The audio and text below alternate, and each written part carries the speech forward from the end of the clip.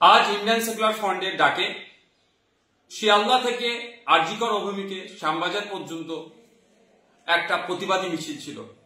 আরজিকর কাণ্ডে ব্যর্থ এবং প্রিয়াঙ্কা হাসদার খুনিদের গ্রেফতার করতে ব্যর্থ, পুলিশি অরাজকতা, পুলিশি নির্যাতনের খুন, স্বাস্থ্য ব্যবস্থায় যে তলানিতে চলে গিয়েছে, আইন শৃঙ্খলা রক্ষা করতে ব্যর্থ রাজ্যের পুলিশ মন্ত্রী ও রাজ্যের স্বাস্থ্যমন্ত্রীর পদত্যাগের দাবি নিয়ে আমরা এক প্রতিবাদী মিছিলের ডাক দিয়েছিলাম।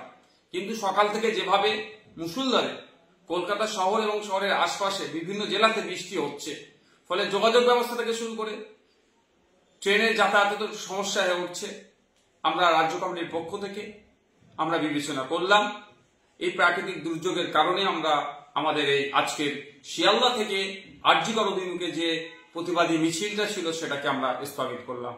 অতি শীঘ্রই পরবর্তী তারিখ আপনাদের জানিয়ে দেওয়া হবে।